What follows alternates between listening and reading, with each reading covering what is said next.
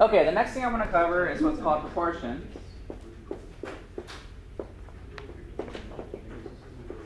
This is stuff we've already done technically. A proportion is a ratio of, it's a fraction equals to a fraction. Okay? That's all it is. Fraction equal to a fraction. Single fraction equal to another single fraction. The way you solve these most often is by a method called cross multiplying. So for instance, x over 6 equals 1 over 4. We have a proportion. We have a fraction equal to a fraction. And again, often the easiest way to solve these is to just cross multiply. Okay? So we'll do x times 4 equals 6 times 1, or 1 times 6. So x times 4 is 4x equals 1 times 6, which is 6. And then what would I do to get x by itself? Divide by 4. So x would equal 6 over 4, which is the same thing as 3x. Okay?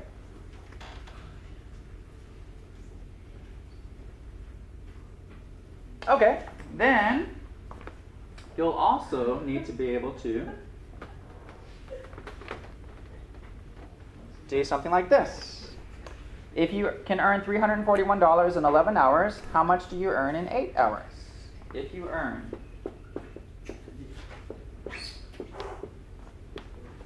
$341 in 11 hours,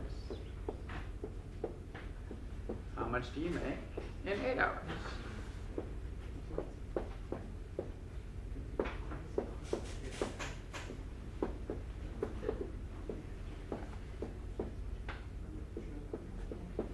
Okay? To solve a problem like this, it's just a proportion. You set a fraction equal to a fraction, and then you have to be very careful. Numerator to denominator is the same as the numerator to denominator on the other one. So if you earn $341 in 11 hours, so we're talking about money, and we're talking about time. Okay? So I'm going to set a fraction, money to hours, equal money to hours. All right?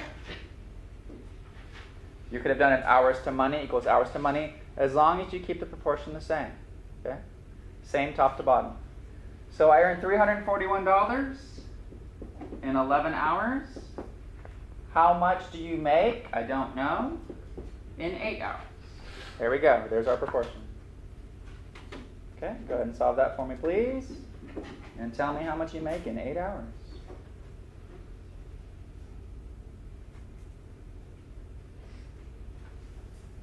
So cross multiply, you're going to get 11x equals whatever 341 times 8 is. And then divide both sides by 11, right?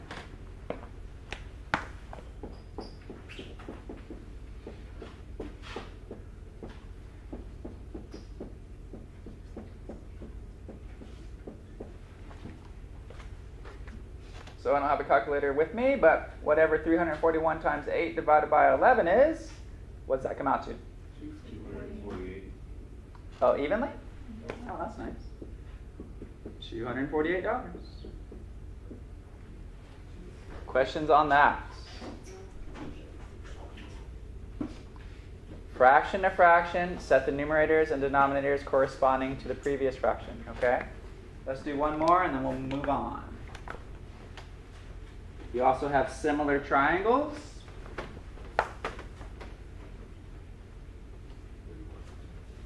So if the first triangle looks like this, and another triangle over here looks like this, and let's say they're similar, this is a terrible drawing, but let's say this is 3 and this is 4, and say this is 100 and this is x.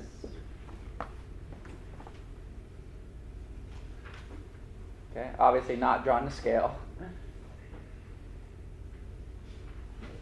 So when you set up your ratio, you set up your equation, the corresponding sides have to go with each other, right? So if I do this side to this side, 3 to 4, I have to do the same thing over there, 100 to x, right?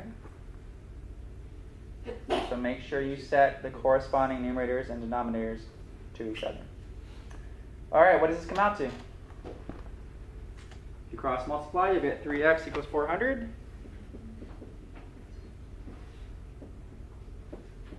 So what is that approximately? 133 repeated? Okay, that's it. You guys have done proportions before. It's nothing new, really. Just a review of cross-multiplying and setting it up, this leg to this leg has to correspond with that leg to that leg. Okay, what might be new for you is the next thing. The last part of this section is what we call variation. All right, and this might be difficult if it's brand new to you. It's just going to take a little time to get used to it. Okay, so write down, we have 3 different types of variation. We have direct variation, inverse variation, and joint variation. So let's start with direct variation.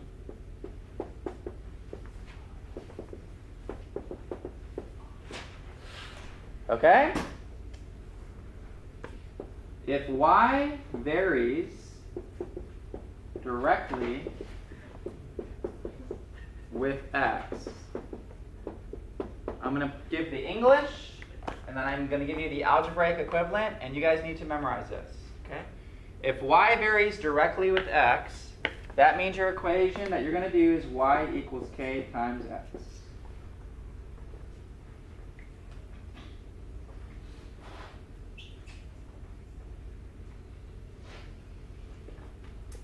Inverse variation.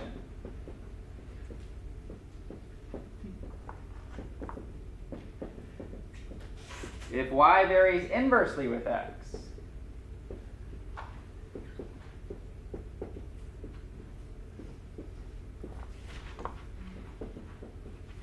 the meaning behind this statement is y equals k over x. Okay, and again, you guys have to memorize this. And then once you have it memorized, you'll be good to go when we do the problems. There's one more, joint variation.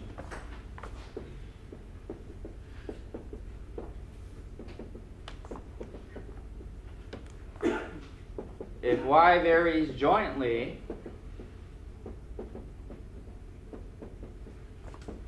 with w and x, y varies jointly with w and x, the algebraic equivalent is y equals kwx. Okay? 3 types of variation. And again, you have to memorize these. Memorize the English to the algebra equivalent.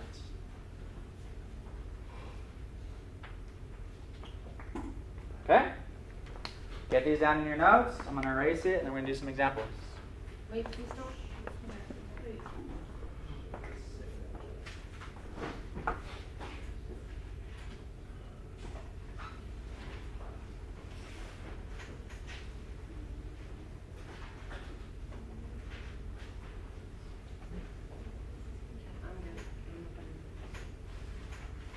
You guys got it? Let me just erase the first 2.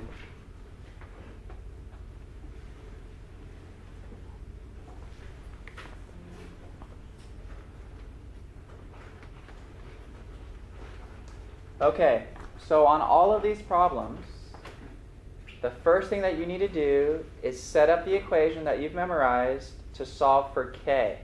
Okay? Figure out what k is equal to. K is called the constant. It's also called the constant of proportionality. Okay? So if you see either of those phrasings, they're just talking about k. All right, let's do an example. Y varies directly with x. Find k when x equals 8. I'm sorry, when y equals 8 and x equals 2. Okay. If y varies directly with x, find k when y equals 8 and x equals 2. Okay. So the first thing is to set up the equation that we've memorized. Y varies directly with x. What does that equation look like? Y equals k times x. That's the first equation. Okay? Find k when y equals 8 and x equals 2. So literally, I plug in 8 right here for y. I plug in 2 right here for x. And then I figure out what k has to be. Okay? Not too bad. 8 equals k times 2. What does k have to be to make this true? 4. Great. Okay. Then you replace this equation. K is equal to 4. Okay, so now my equation is y equals 4x. And then they're going to ask me some new information. They'll say, what is y when x equals 20? Or what is x when y equals 8? Or whatever they ask me. So your first step is to find k, replace k into the equation, and then you can answer any other additional questions. Will we have the given equations on the test? Yes. Oh, you mean like the memorized y equals Yeah. kx? No. Oh. So we'll put that on your note card. Okay? All right. Let's do another example. These are just warm-ups to the ones that you're going to see. How big is the note card can we bring? 4 by 6.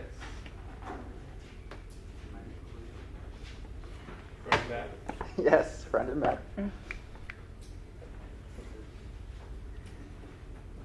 Okay, suppose z varies jointly with x and y.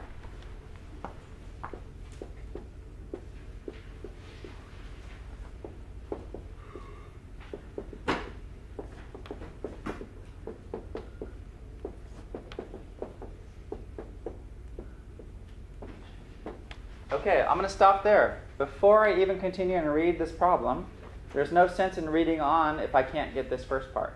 Okay? So look at your 3 equations that I set for you. This time we have a z here. Z varies jointly with x and y. I need you guys to look at the equations that you have and set up for me this equation.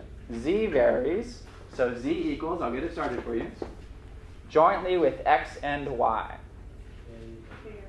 Kxy. Okay?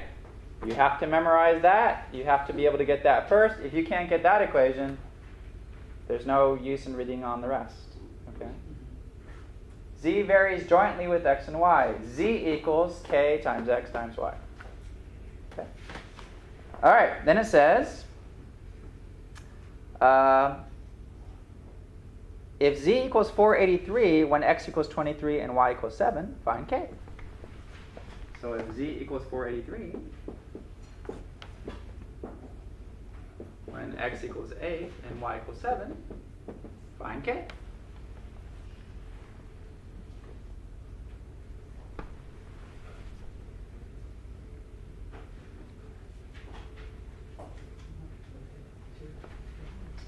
All right, so z is going to be 483 when x is 8 and y is 7. Okay, let's break out the calculator here.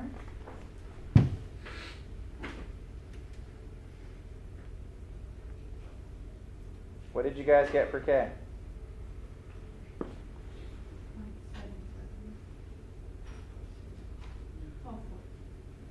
So 483. What is 8 times 7? 56k. So you divided both sides by 56, right? And what did you get for k? 8.625. What do I do with this 8.625? Go back up to the original equation. Z equals 8.625 xy. This is now your starting point. Now they can ask you anything. They could say, find z when x and y is this. Or find y when x is this and z is this. Or find x. They can ask you anything. Okay? So the first step is find k, put it in this equation, and then you can answer anything. All right. Let's step it up one more notch, where we do everything together. If you can do this next problem, you can do them all.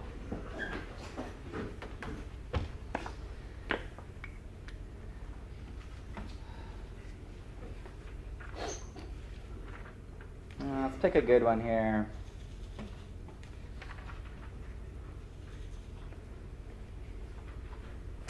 The strength of a wood beam.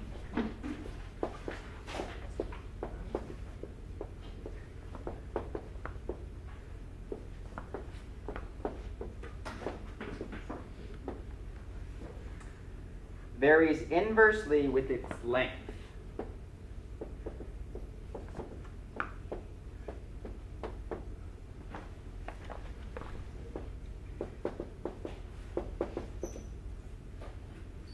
Okay, let me stop. I'm not even going to write the rest of the problem yet. I need to get an equation. Okay? Strength. Let's give that a variable. S. Length. L. S varies inversely with L. I need you to write that as an equation. S varies inversely with L. S varies inversely with L. How do I write that? K over L. K over L. Okay? You have to be able to get that. That again is memorized based on it's the inverse variation. Set up variables. You got your equation. Now we can find K.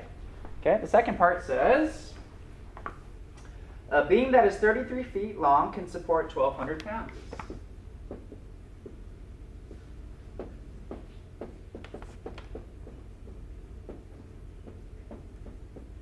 A beam that is 33 feet long can support 1,200 pounds. Okay, there's more to go, but I'm going to stop there. That should be enough information for you guys to get K, right? So a beam that is 33 feet long, that is my length, right? Can support 1,200 pounds. That is my strength, okay? So this is my S again. This is my L again. You guys need to figure out K for me. So S, 1,200 equals K. That's what I'm trying to figure out. Length is 33. I need you guys to solve that. Tell me what K comes out to.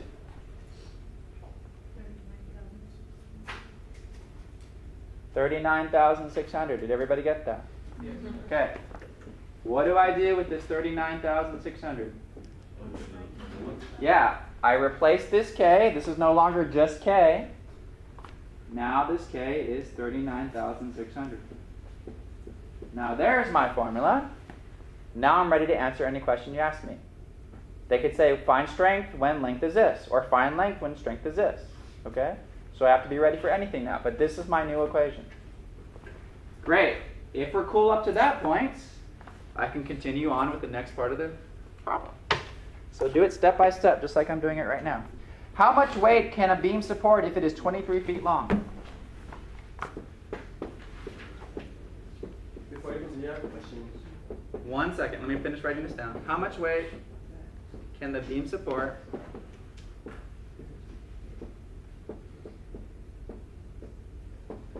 if it's, what did I just say, 23 feet long? 23 feet long.